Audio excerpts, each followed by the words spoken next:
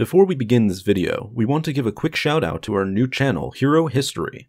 It'll have very similar videos like the ones on this channel, but for Marvel and DC Comics. Link to it is in the description below. The Imperial boarding of the Tantive IV and the firefight that ensued inside is the first sequence where we see stormtroopers and the rebels face off against one another in Star Wars. So what was this confrontation like for the soldiers amidst the battle on both sides? What were they thinking during the fight, and how did they feel afterwards? On the Empire side, the morale of the troopers was quite high right before they boarded the Tantive IV. In the book, from a certain point of view, we follow the perspective of a stormtrooper named Tarvin Larica. He was a young man in his early 20s, and he was filled with excitement as he was just transferred to the 501st Legion, also known as Vader's Fist. Just a side note, in canon, the 501st Legion was not exclusively made up of Jango Fett clones like it was in Legends, but rather it was likely mainly made up of regular human recruits. Anyway, being in Vader's Legion was Tarvin's dream from his early cadet days, and the boarding on the rebel Tantive IV vessel was going to be his first fight in this new unit. He was so excited that he was beyond thankful for the helmet he was wearing, as it hid the huge smile on his face, as well as the voice modifier as it masked the excitement of his voice. Once the firefight began, Tarvin was surprised just how fast it erupted and ended, barely giving him enough time to fully comprehend what had happened. He later witnessed Vader's interrogation and swift execution of the ship's captain Antilles. His squad was then ordered to find the Princess of Alderaan. While he and his squad cleared the hallways, Tarvin began to somewhat sympathize with the rebel fighters, remembering how when he was young and naive that he too had ideas of defiance and unhinged adventure. But despite these thoughts, he was happy that he was wise enough to remain loyal to the Empire. Proud, actually, as he fully believed in its cause in bringing order to the galaxy. He then thought about his mission in locating the princess. He had doubts of whether or not she was actually a rebel fighter, or just an innocent diplomat that got mixed up in all of this. When he and his squad located Leia, Tarvin was surprised at how beautiful she was. He initially imagined her being a big, muscled woman who wore combat armor, but instead he saw a girl only a few years younger than himself, and one that looked so fragile that she could shatter from a single push. The sergeant of his squad took aim, but wasn't quick enough, as he got blasted by the princess, requiring Tarvin to take the initiative and take the stun shot instead, successfully stunning Leia in the process.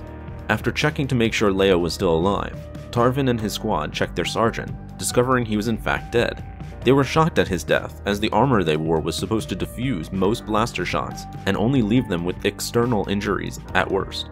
His death signified that the princess was an expert shot, as she hit him precisely in an armor chink that held a far less success rate in protecting the trooper. The sergeant's death angered Tarvin, as he remembered him being a cheerful and uplifting man back at the barracks. Once Leia started to regain consciousness, Tarvin cuffed her and told her that she was going to be transported to Lord Vader. As the troopers escorted her, Tarvin removed his helmet as a means to show Leia that there were in fact people under the armor, as a way to bring her guilt over killing their sergeant. However, this same action reminded Tarvin of his own humanity, and he began to feel bad about Leia's fate, knowing she was likely going to be brutally tortured by Vader. He couldn't imagine how such a young girl was going to handle such a horrible experience.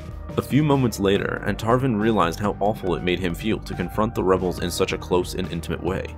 He still was loyal to the Empire, but he didn't want to come face to face with the enemy right before he would be ordered to kill them. After his squad departed from the rebel ship, Tarvin asked to be reassigned to a different unit of the Legion.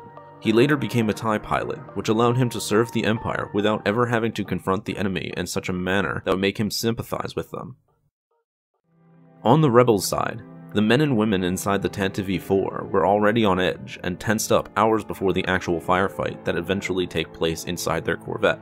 Not only had they just barely escaped from the center of a massive space battle over Scarif, but they were on a ship that had just reached the most wanted level in the entire Empire, as it contained the plans of the Death Star and was being actively chased by the Emperor's main enforcer, Darth Vader. The few crewmen aboard that caught a glimpse of Vader cutting down their fellow men were shaken up at the unnatural, inhuman destruction they witnessed. Some referred to Vader as a dark angel of death, and knowing he was right on their tail was ever more frightening. The only calming factor in the entire ship was Princess Leia's collected appearance, though deep down it was likely she too was as scared as everyone else.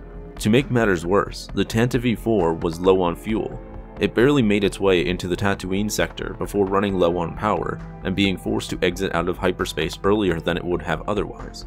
Instead of exiting hyperspace right before the orbit of the planet, it jumped out a few thousand miles away, requiring the ship to use its regular engines to close the distance, which was estimated at about 8 minutes to do so.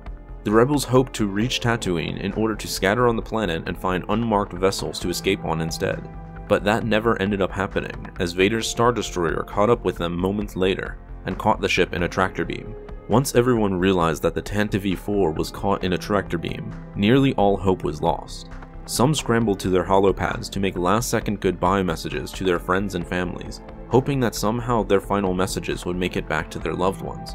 The escape pods were prepped, but were only available for the civilian and diplomatic passengers aboard. Everyone else, guards and crewmen, were required to defend the hallways and give as much time for the high-level personnel to escape with the plans. Some rebels who were from Alderaan were in a way glad that their final moments would come in defending their princess, and for a cause they deeply believe.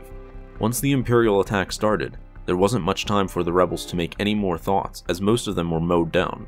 A few rebel troopers hid within the confines of the ship, attempting to ambush the Imperial invaders, but they were all later either killed or captured by the stormtroopers. Those captured later endured painful interrogations, and were likely executed shortly afterwards. Thanks for watching this episode of The Lore Master. Be sure to subscribe for more Star Wars lore videos like these in the future, and may the Force be with you.